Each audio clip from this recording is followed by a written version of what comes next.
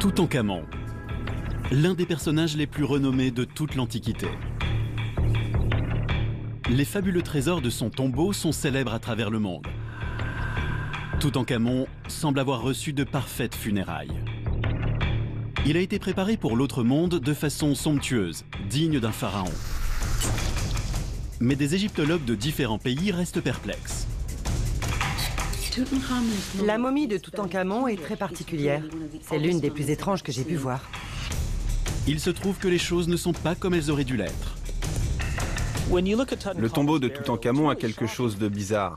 Certes, il est mort jeune, mais ils auraient dû être mieux préparés. Quand on examine avec soin les trésors de Toutankhamon, on commence à détricoter la légende. La réponse à ce mystère réside peut-être dans une lutte pour le pouvoir, digne d'un thriller moderne.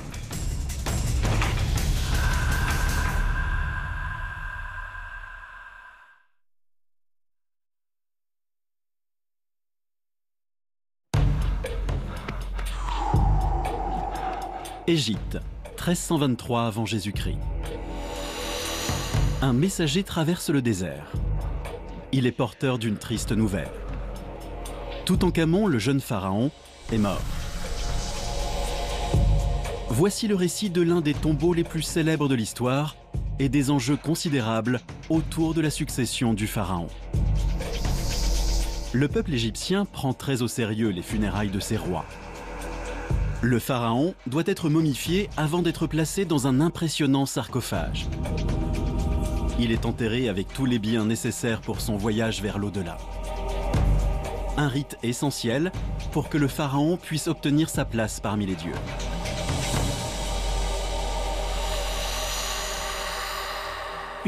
Si le pharaon ne siège pas aux côtés de ses divinités, il ne peut pas leur faire connaître nos besoins ni leur transmettre nos souhaits. Autrement dit, si le pharaon ne monte pas au paradis convenablement, le monde tel qu'on le connaît s'achèvera. Un cataclysme pourrait s'abattre sur le royaume. Cela signifie que le soleil ne se lèvera pas le lendemain. Il n'y aura plus de cycle lunaire, plus de récolte. La vie disparaîtra et nous avec. Inhumer correctement un pharaon, cela exige du temps et de l'organisation. Au bout des 70 jours prévus pour la momification, le corps du souverain est inhumé. Sa momie demeure intacte encore aujourd'hui. Salima Ikram compte parmi les meilleurs experts dans ce domaine. En examinant les radios de la momie, elle a trouvé un indice qui montre que les funérailles du jeune roi n'ont pas été parfaites. La momie de Toutankhamon est très particulière. Elle n'a rien de comparable avec toutes les momies des 18e et 19e dynasties que j'ai pu examiner. Le procédé de momification semble de piètre qualité, alors que tous les éléments dont il est paré et les trésors de sa tombe témoignent de son importance. Pourquoi a-t-il été aussi mal momifié ? Les Égyptiens procédaient à la momification des animaux et des humains de la même manière. Salima va momifier un mouton pour montrer ce que le cas de Toutankhamon a d'inhabituel. La première étape de momification, c'est de retirer les organes internes. Pour l'homme, il faut s'imaginer une personne allongée à laquelle on fait une minuscule incision sur le côté gauche. Sur la momie de Toutankhamon, contrairement aux autres momies de la 18e dynastie, il y a une longue entaille qui va du nombril au flanc gauche. C'est un fait sans précédent. Ces longues incisions sont courantes sous la 26e dynastie. Mais Toutankhamon est décédé 650 ans plus tôt. Salima commence par retirer les organes internes. Tiens-le bien. D'abord le foie. Le voilà. Oh, il est bien accroché. Et aussi très glissant.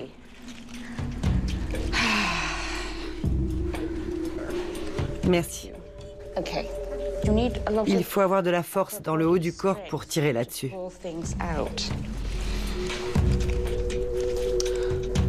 Et voilà. Toute une série de jolis organes qui sortent bien comme il faut. Ce sont des fragments de poumons. Le cœur, lui, on le laisse à l'intérieur. C'est impératif. Le cœur doit être présent dans le corps au moment de la pesée de l'âme et de l'accès à la vie éternelle. Autre surprise, à l'examen des radios de la momie, aucun signe d'un cœur. On pense qu'il n'y a pas de cœur à l'intérieur, mais la couche de bandelettes imbibée de résine peut très bien nous le dissimuler. Soit il n'y est pas, soit il est parfaitement caché à l'intérieur. Dans les deux cas, ça n'a rien d'habituel pour une momie de la 18e dynastie. Une fois retirés, les viscères du pharaon sont embaumés, enveloppés et placés dans de petits cercueils. Le tout est inhumé avec le corps dans ces coffres canopes.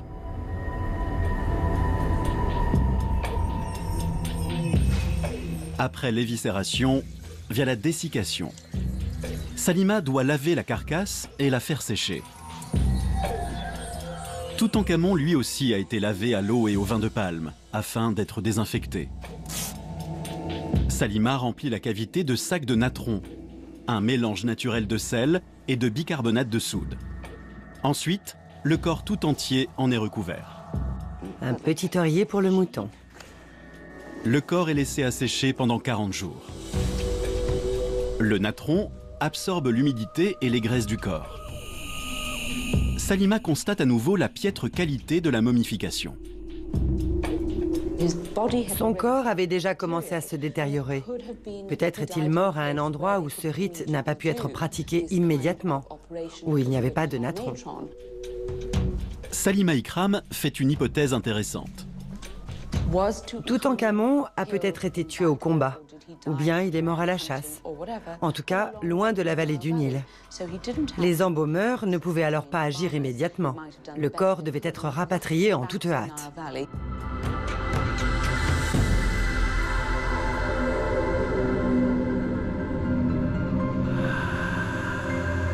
Mais il y a peut-être une explication plus sombre à cette momification menée de manière incompétente.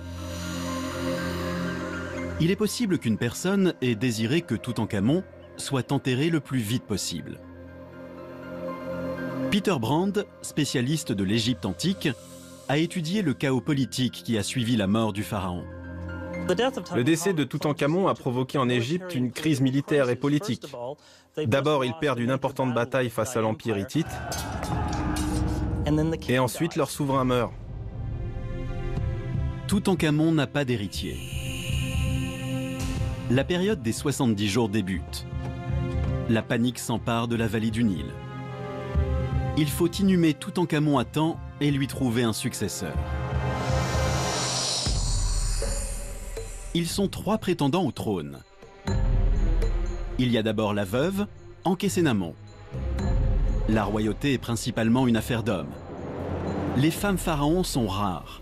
Si 2 d'entre elles ont précédé Toutankhamon, le trône ne leur est pas destiné. Pour Ankhésénamon, les options sont limitées. Le seul moyen pour elle de conserver son rang, c'est de réussir à épouser le prochain roi. Le deuxième prétendant est Horemheb, le commandant en chef des armées. Peter se rend à Saqqara pour analyser la soif de pouvoir d'Horemheb. Le titre le plus important de toute sa carrière militaire se trouve ici, ce groupe de magnifiques hiéroglyphes. Il y a ce drôle de signe qui signifie surveillant. Il y a ici la figure d'un soldat de l'armée égyptienne qui tient dans sa main un arc. On trouve un oiseau et un hiéroglyphe qui représente une bouche. On a l'expression grand surveillant de l'armée, autrement dit une sorte de généralissime, de chef suprême de l'armée égyptienne. Le pouvoir et l'influence d'Horemheb s'étendent bien au-delà. Il a également reçu des titres honorifiques. Il est surnommé le meilleur des meilleurs, le plus grand des plus grands. Il est appelé le délégué des délégués, l'inspecteur des inspecteurs. Tout cela montre qu'il est l'homme le plus important après le roi.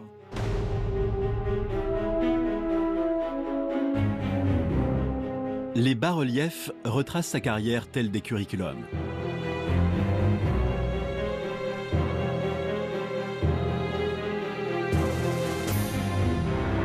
Mais l'inscription la plus importante située à l'arrière du tombeau pourrait passer inaperçue. Ce petit groupe de hiéroglyphes ici nous indique qu'il a été nommé héritier du trône. Et par conséquent, il est le successeur officiel de Toutankhamon. Mais Horemheb rencontre un problème. Il mène une campagne militaire hors du pays. Cela laisse une ouverture à un troisième prétendant. Un vieux courtisan nommé Haï.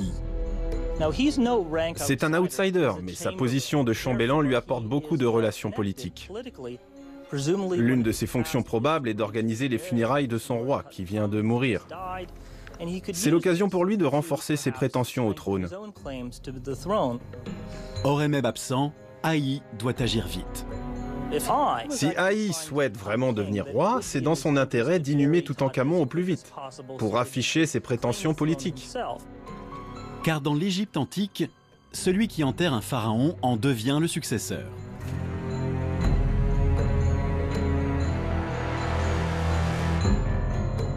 Toutankhamon, en route pour le repos éternel, est cause de nombreuses rivalités. Cela mène la veuve de Toutankhamon à prendre une importante décision qui se retournera contre elle et aggravera la situation dans le pays.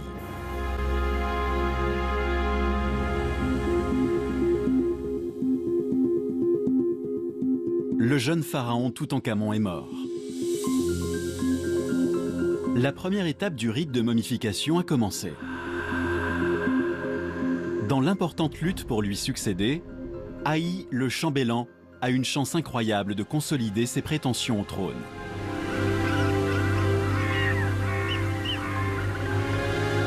Depuis 1978, Kent Weeks cartographie tous les tombeaux répertoriés et accessibles de la vallée des rois.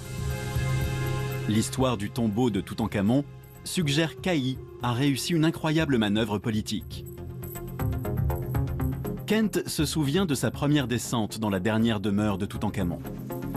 Vu les autres tombeaux que j'ai pu visiter avant celui-ci, je m'attendais à découvrir quelque chose de grandiose. Des milliers de mètres carrés consacrés au plus grand des souverains. Voici ce qu'il a trouvé. Un tombeau de 4 salles, étroit et peu impressionnant.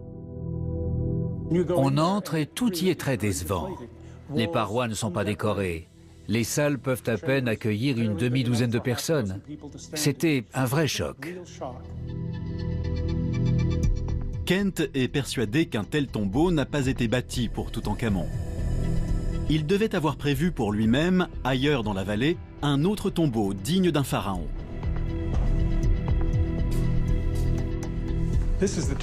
Voici la tombe qui a probablement été désignée pour inhumer Toutankhamon.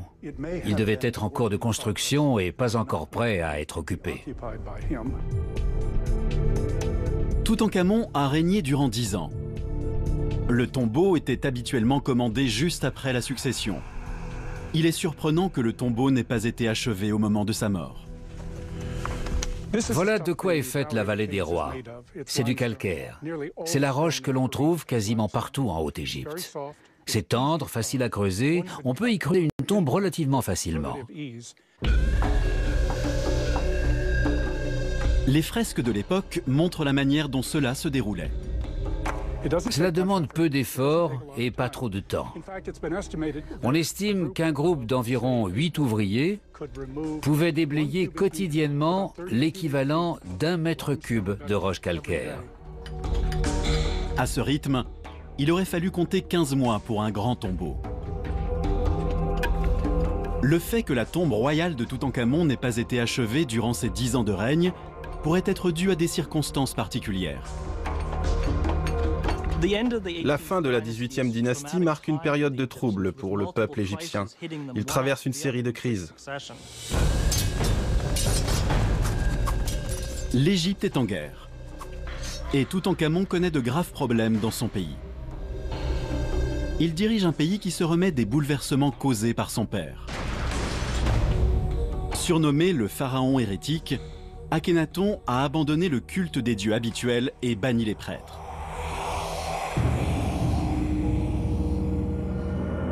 Il a instauré le culte du dieu Soleil et construit une nouvelle capitale religieuse, Amarna.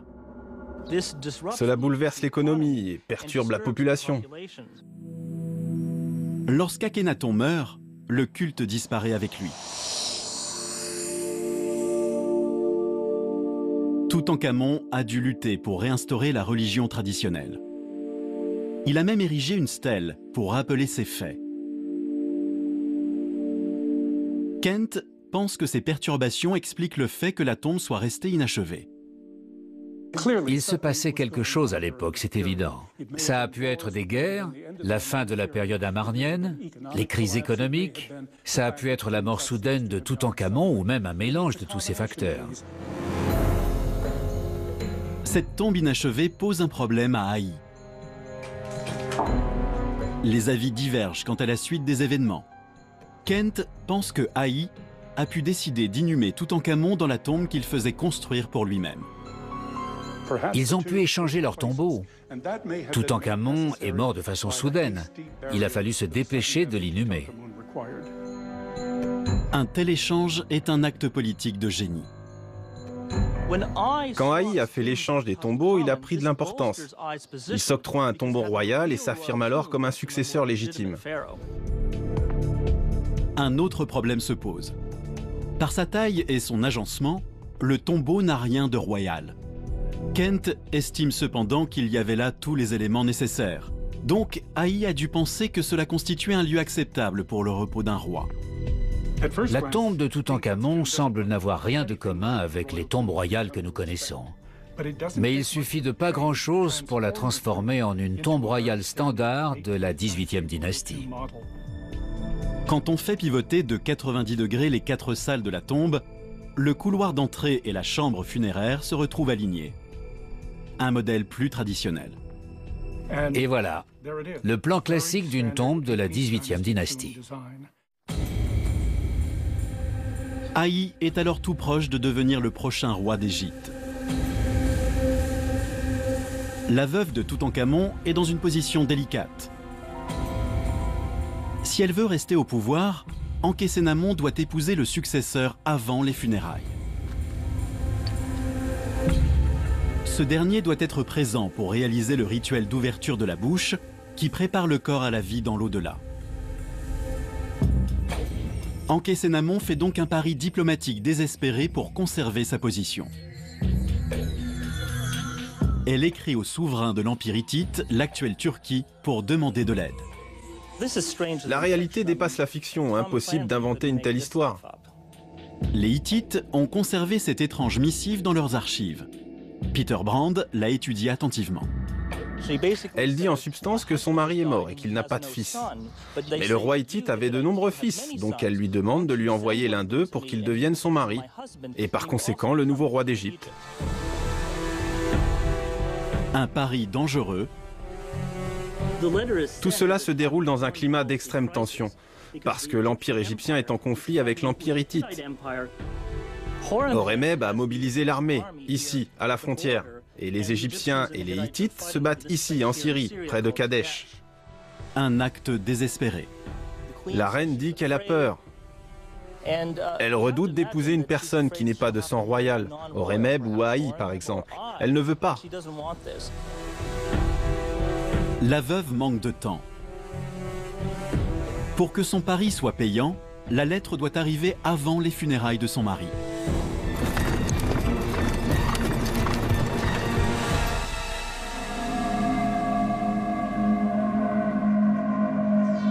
Tandis qu'Ankhésénamon attend son prince, de nombreux ouvriers travaillent aux milliers d'objets qui doivent accompagner Toutankhamon dans son voyage vers l'au-delà.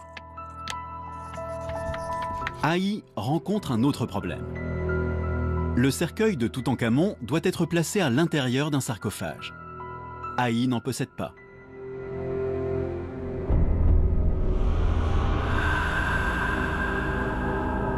« 40 jours se sont écoulés depuis la mort de Toutankhamon.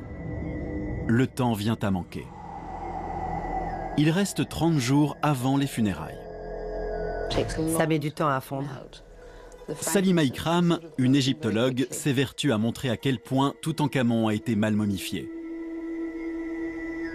Comme ce mouton, les organes du pharaon ont été retirés et son corps a séché. À présent, Salima recouvre le mouton d'huile. Toutankhamon a dû bénéficier des meilleures huiles. L'huile est utilisée non seulement pour son aspect sacré, mais aussi pour le fait qu'elle rend au corps sa flexibilité. En huilant Toutankhamon, il a été possible de placer ses bras en position croisée, sans qu'ils ne se rompent. Salima scelle le corps avec des résines chauffées, souvent de l'encens ou de la myrrhe. Le corps prend un éclat doré. Le pharaon passe alors de l'humain au divin. Mais là encore, Toutankhamon a été momifié de façon inhabituelle. D'importantes quantités de résine ont été utilisées. On ne sait pas trop pourquoi Toutankhamon a été recouvert d'autant de résine et d'huile. Peut-être était-ce pour couvrir un travail bâclé. Peut-être ont-ils ajouté de la résine pour dissimuler leur niveau d'incompétence. Ou bien alors pour couvrir leurs erreurs et éviter d'essuyer toute une série de critiques. Quelle que soit la raison, le résultat est là. Son corps a été comme carbonisé. Je peux sentir la chaleur sous mes mains. S'ils ont utilisé énormément de résine chaude, ce n'est pas surprenant que la momie de Toutankhamon apparaisse comme calcinée. L'ultime tâche, durant les 30 derniers jours, est d'envelopper le corps dans du lin. Salima découvre enfin une chose digne d'un pharaon. Même si la momification n'a pas été réussie, le corps a été extrêmement bien enveloppé. C'est du travail de qualité.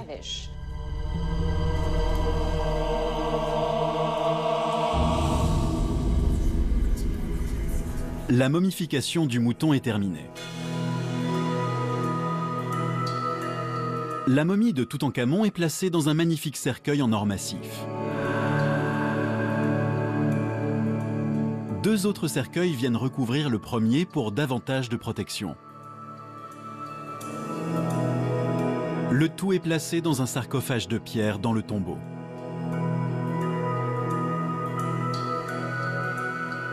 En 1450 avant Jésus-Christ, les sarcophages sont finement ciselés et décorés. Celui de Toutankhamon est en quartzite. Les experts Marianne Eaton-Krauss et Dennis Stocks l'ont étudié et ont noté des anomalies. Comment un ouvrage de telle facture a-t-il pu être réalisé en 70 jours? La réponse se trouve peut-être ici. En Angleterre, à York, dans la plus grande cathédrale gothique du nord de l'Europe. Une équipe de 25 tailleurs de pierre et sculpteurs rénove l'édifice. Dennis Stocks, archéologue expérimental, leur a proposé un défi.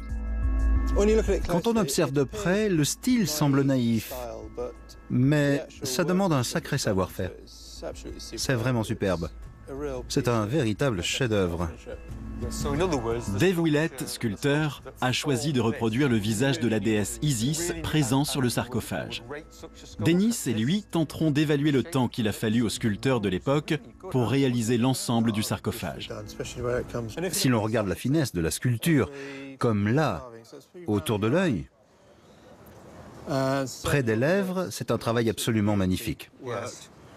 Là où les lèvres se recourbent, ça a dû nécessiter beaucoup de travail. Absolument. Dave a l'habitude de travailler le calcaire. La question est de savoir comment traiter le quartzite, l'une des roches les plus dures au monde. Il utilise d'abord un de ses burins en acier. Ça marche, oui. C'est efficace. Je peux m'en servir. Oui, mais C'est vrai qu'il va s'user rapidement. Puis il teste un burin fait de bronze, matériau qu'utilisaient les Égyptiens.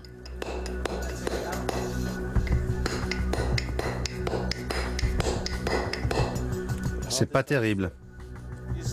Dave n'est pas convaincu par ces 2 outils. Après des années de recherche sur les techniques archaïques, Dennis a conclu que les Égyptiens utilisaient du silex.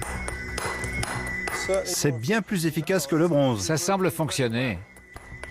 C'est bien mieux que le bronze. Avec une roche aussi dure, on voit qu'on a besoin de pierre pour travailler la pierre. Oui, absolument. Dave se met au travail. Le visage de la déesse est en relief. Une fois le tracé réalisé, il doit tailler la pierre autour, une tâche qui s'annonce laborieuse. C'est très différent d'utiliser un outil fait de pierre plutôt qu'un outil fait d'acier. Ça va être difficile pour lui au début, mais il va s'y habituer. Je crois qu'il va lui falloir réapprendre à tailler la pierre. En Égypte, Marianne Eaton-Krauss examine le sarcophage de Toutankhamon. Durant des années, déroutée par des anomalies au niveau des 4 déesses ailées, elle a étudié les photographies. Cela l'a menée à faire une incroyable découverte. Si on commence ici, à la tête du sarcophage, on peut constater combien ces figures sont extrêmement détaillées. On voit le collier qui a été réalisé en relief, le nœud dans la bretelle de la robe, et aussi le nombril, la position du pied et les bracelets aux chevilles. À l'autre extrémité, tout est différent. Ici, nous avons la déesse Serket. On retrouve bon nombre de détails, mais ceux-ci sont seulement peints. Elle n'a pas de nombril. La tête du sarcophage a été très travaillée. On voit que cette extrémité-ci a été peinte et plutôt à la hâte. Dans la cathédrale d'York, le sculpteur Dave Willett commence à comprendre pourquoi certaines parties sont plus abouties que d'autres.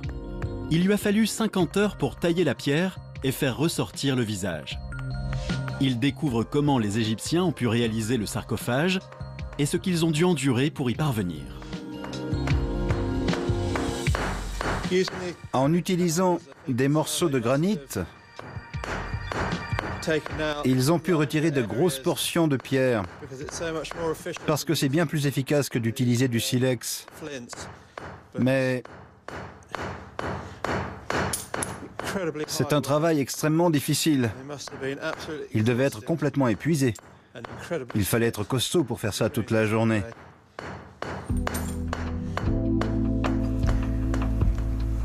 Dennis Stocks, passionné d'archéologie expérimentale, essaie d'évaluer le temps qu'il a fallu pour réaliser l'ensemble du sarcophage. Ses recherches le mènent à penser qu'avant même de sculpter la pierre, les Égyptiens creusaient le cœur du bloc de quartzite.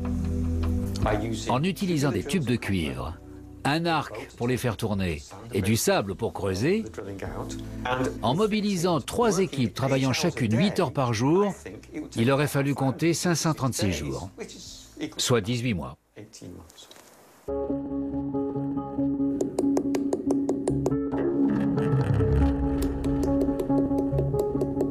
Finalement, après 4 semaines de labeur, Dave a terminé la déesse. Hey, impressionnant!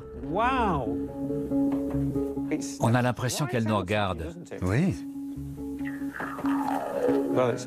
C'est du beau travail, bravo. C'est vraiment incroyable de parvenir à produire autant de détails avec un si petit morceau de silex. Oui, c'est vraiment étonnant. Au départ, je ne pensais pas m'en sortir avec du silex. Mais je me rends compte maintenant du savoir-faire des artisans de l'Égypte antique. D'après cette expérience, Dave estime qu'il faudrait 6 années à un seul homme pour réaliser le sarcophage. Mais tout suggère qu'il s'agit de l'œuvre d'une équipe d'artisans. Combien d'hommes pouvaient travailler en même temps sur ce projet? Je dirais 8 ou 10 personnes. Bien, alors disons 10. Cela nous ramène à 8 mois de travail. Le sarcophage n'a pas pu être réalisé dans la période des 70 jours. Toutankhamon aurait donc dû le commander avant de mourir. Mais Marianne Eaton-Krauss pense qu'il pourrait y avoir une autre explication. J'ai remarqué quelque chose qui m'a véritablement surprise. Il y a des traces d'inscriptions antérieures. Si l'on regarde de près, on devine ici une sorte de rond, un signe utilisé dans le mot égyptien signifiant éternité. Ici en bas, on voit le signe du T, la lettre T. Et là, on a une ligne transversale et juste à côté, un petit fragment d'une autre ligne. C'était la ligne de séparation qui allait jusqu'au-dessus. Il y aurait sous les inscriptions du sarcophage d'autres hiéroglyphes. Les ailes des déesses sont porteuses d'autres révélations. Il est évident que les ailes ont été rajoutées. On voit des restes de hiéroglyphes. Il y avait là toute une colonne de signes. Pour les artisans, les ailes ont donc joué un double rôle, masquer les premières inscriptions et réduire la surface à retravailler. C'était une solution pratique. Cette décision a été prise simplement parce qu'elle permettait de gagner du temps. Ces découvertes l'amènent à une seule conclusion possible. Je suis persuadée que le sarcophage n'était pas destiné à Toutankhamon, que c'était celui de l'un de ses prédécesseurs. Toutankhamon a hérité d'une tombe de seconde main. Si le sarcophage n'est pas le sien, peut-être que le reste du célèbre trésor ne lui a jamais appartenu. La période de deuil de 70 jours touche à sa fin. Toutankhamon sera bientôt enterré. Ankhésénamon attend toujours des nouvelles d'un roi hittite méfiant. Elle a misé tous ses espoirs sur l'arrivée d'un prince qui prendrait le pouvoir à ses côtés. Les Hittites finissent par admettre que l'offre est sincère. Ils envoient un prince en Égypte pour épouser la reine et il meurt en route de façon mystérieuse, ce qui crée un grave incident diplomatique. Pour les Hittites, les Égyptiens sont responsables de la mort du prince. Le pari d'Ankhésénamon d'épouser un Hittite tourne court. Le roi hittite donne l'ordre d'attaquer l'Égypte en représailles. Au lieu d'avoir un mariage royal et un traité de paix, on a une défaite militaire et un fiasco diplomatique. Et la pauvre Ankhésénamon n'a toujours pas de mari. Par son action, elle aggrave la situation en Égypte et, sans le vouloir, tranche le problème de la succession.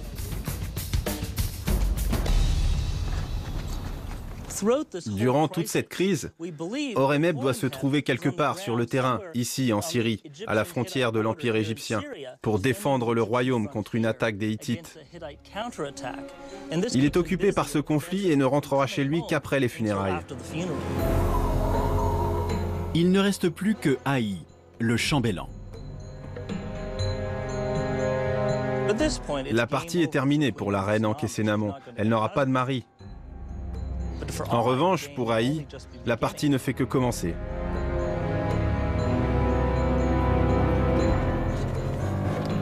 Un pharaon n'est jamais enterré sobrement. Toutankhamon doit être inhumé avec ses biens et les objets religieux qui le mèneront vers l'autre monde. Tout doit être fait dans les règles.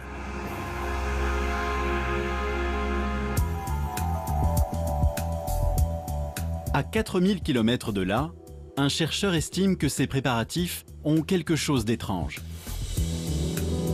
Ici, en Angleterre, à l'Institut Griffiths, l'égyptologue Nicholas Reeves étudie les clichés des trésors de Toutankhamon tels que les a trouvés Howard Carter en 1922. Il espère découvrir combien de ces objets, comme le sarcophage, ont été recyclés. Je pensais très bien connaître cette sépulture. Et à force de regarder les détails encore et encore, j'ai commencé à voir les choses sous un autre angle. Nicolas examine les bijoux retrouvés dans le tombeau.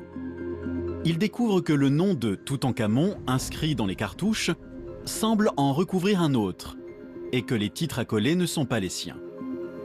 Ces deux premiers hiéroglyphes, ces signes Eka Nefer, signifient bon dirigeant. Cette expression ne semble jamais avoir été utilisée pour désigner Toutankhamon. Elle s'applique à une autre personne, Akhenaton.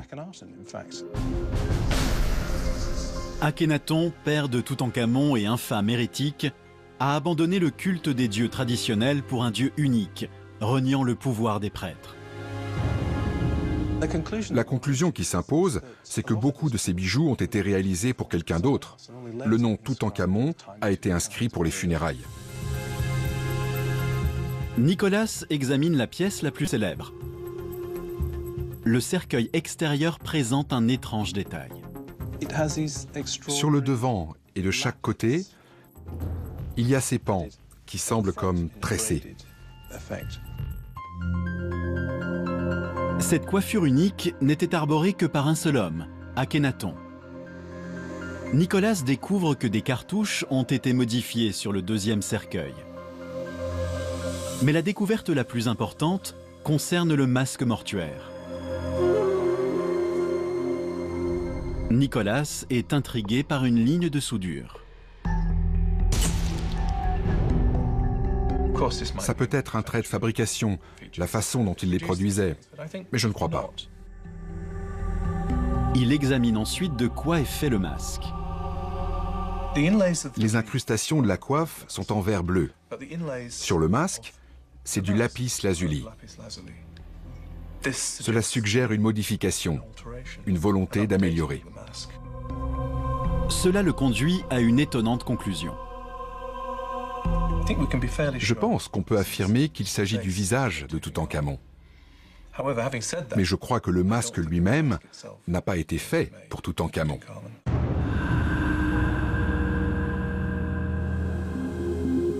Alors qu'il examine et répertorie, Nicolas est surpris de trouver une présence féminine dans un tombeau d'hommes. Certaines des statues ont des formes féminines. Et ces bouchons de pierre, finement ciselés à l'image du pharaon, ont aussi des attributs féminins.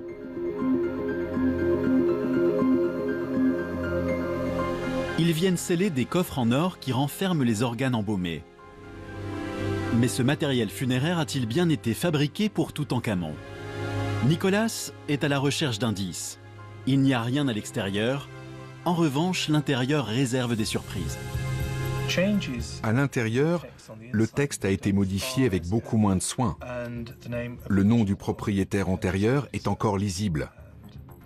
Il s'agit de Néfertiti, qui a régné aux côtés d'Akhenaton. Néfertiti, la célèbre reine de l'Égypte antique. Il se trouve que le tombeau de Toutankhamon ne renfermait pas seulement ses trésors, mais également ceux de son père et probablement de sa belle-mère. Si Haï était pressé d'inhumer Toutankhamon, c'était un bon moyen d'agir rapidement. Mais ces raisons étaient aussi d'ordre politique. L'histoire débute en 1907. Les archéologues qui fouillent la vallée des rois découvrent le tombeau KV55. Cela semble être une cachette pour une dépouille royale et du matériel funéraire. Nicolas Reeves pense que ces restes ont été rapportés d'Amarna à la mort de Toutankhamon. Tout cela a été rapporté dans la vallée des rois, empilé dans un coin. Ce qu'il fallait pour les funérailles de Toutankhamon a été récupéré. Ce qui restait a été replacé auprès de leurs propriétaires. C'est comme si les prêtres refusaient de préparer Toutankhamon pour son dernier voyage et qu'ils en profitaient pour se débarrasser de ce qui était lié à la période amarnienne. C'est mis au tombeau et scellé dans l'espoir de tout oublier. Nicolas rassemble les preuves et évalue l'ampleur de cette opération de réutilisation. Je ne serais pas surpris si 80% des objets présents dans le tombeau provenaient d'autres propriétaires. C'est peut-être même plus. S'il dit vrai, 8 objets sur 10 du trésor de Toutankhamon appartiennent à d'autres personnes.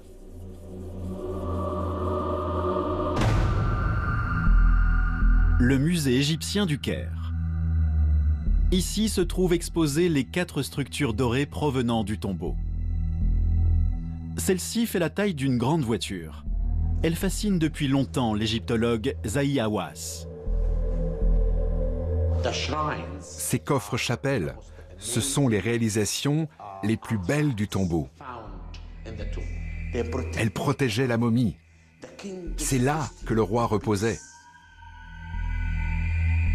Ces structures font partie d'un assemblage magique requis pour mener Toutankhamon vers l'au-delà. Mais là encore, tout n'est pas à sa place.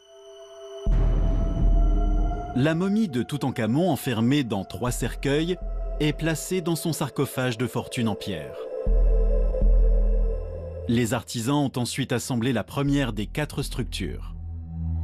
Les 3 autres sont venus s'emboîter par-dessus comme des poupées russes. Chaque chapelle est faite de 51 pièces et est ornée de textes et de figures divines. Sous la première chapelle est fixé un drap mortuaire en lin. La taille de ces structures a dû représenter un défi pour les ouvriers.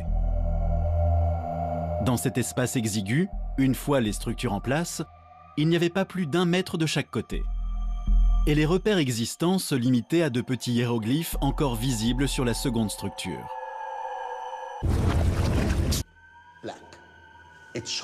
Cela montre que cette pièce se rattache à celle-ci et que cette autre pièce se rattache à celle-là.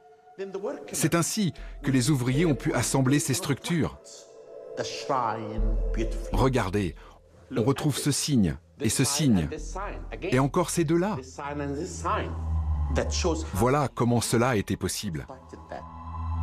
La tâche est colossale. Certaines pièces pèsent 1 demi-tonne. Personne ne peut imaginer comment ces ouvriers ont pu travailler dans un lieu aussi étroit. Quand je pénètre dans la chambre funéraire, j'imagine combien ces gens, il y a plus de 3000 ans, étaient dévoués à leur tâche.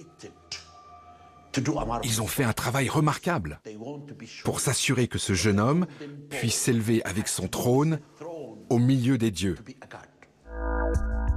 Un ouvrage au millimètre près qui semble avoir été parfaitement calibré pour la chambre funéraire et le sarcophage. Mais sur certains des panneaux de bois, on trouve le disque solaire associé à Akhenaton. À Oxford en Angleterre, Nicholas Reeves tire ses conclusions. Comme pour le reste, quand on examine de près ces chapelles, on s'aperçoit que tout n'est pas totalement parfait. Certains cartouches portant le nom de Toutankhamon semblent avoir été modifiés. Il semble parfaitement évident que certaines chapelles, si ce n'est toutes, ont été fabriquées pour d'autres souverains. Haï est en passe de réussir. Le trône est à portée de main. Par une action audacieuse, Haï renforce sa légitimité.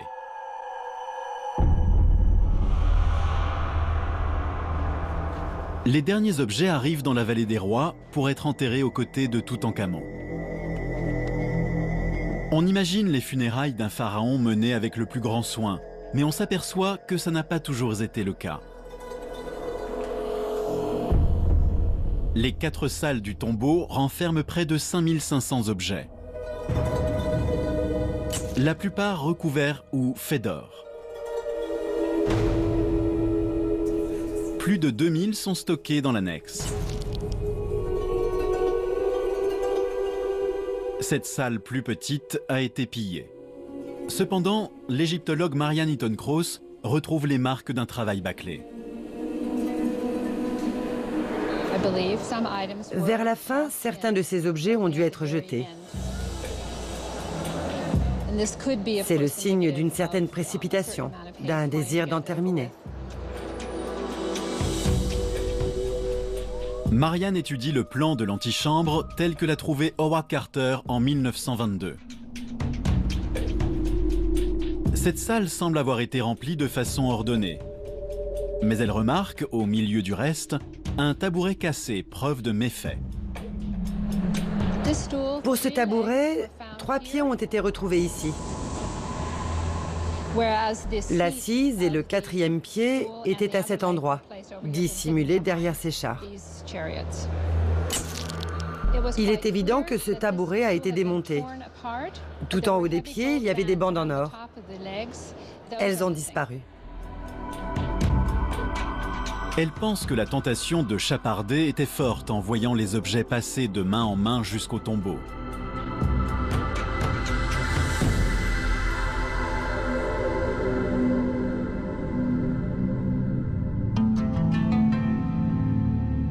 Toute tombe royale est ornée de fresques murales représentant des scènes de l'autre monde pour accompagner le pharaon dans son voyage. Un élément qui ne peut en aucun cas être de seconde main. Betsy Bryan, expert en art, étudie la façon dont cela a été fait. Elle recherche les traces d'un travail précipité. Ce petit tombeau a représenté un vrai défi pour ceux qui ont dû travailler là. Chose peu habituelle pour une tombe royale, les personnages sont presque grandeur nature. Ils sont bien plus grands que ce qu'on s'attendait à trouver dans un lieu si étroit.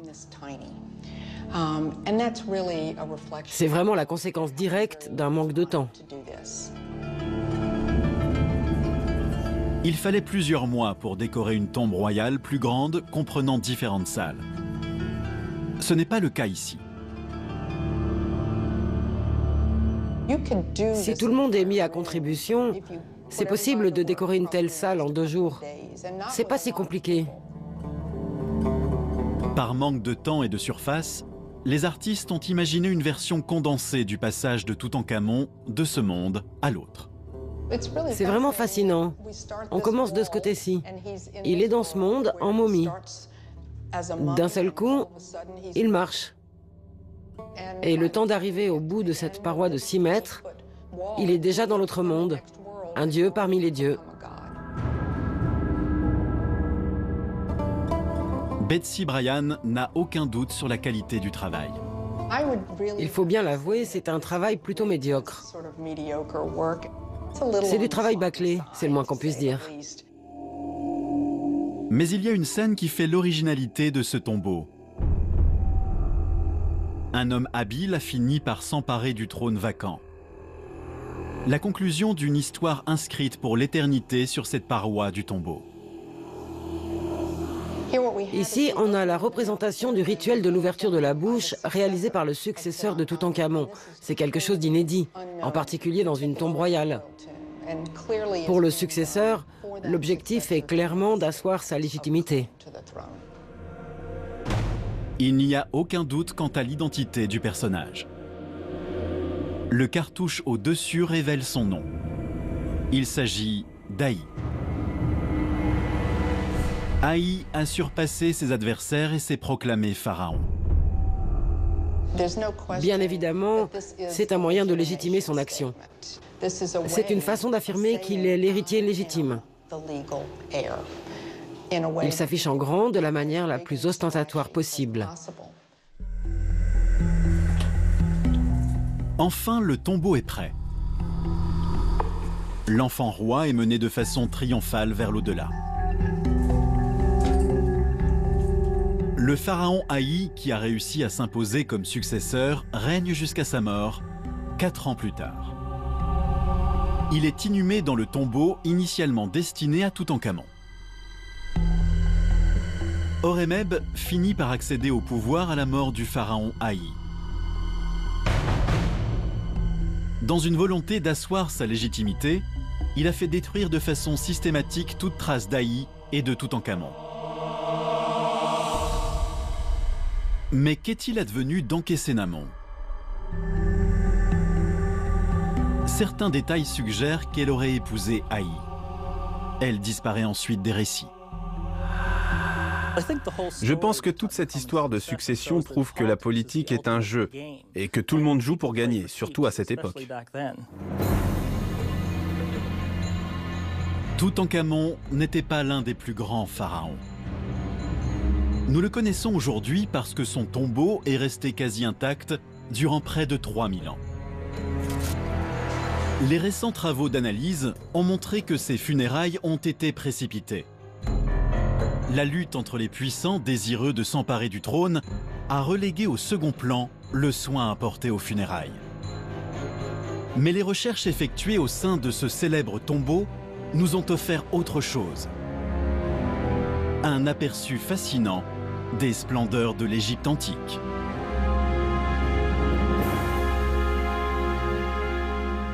S'il s'agit des trésors d'un roi insignifiant, que pourrait bien renfermer le tombeau intact d'un souverain important? On ne peut que l'imaginer.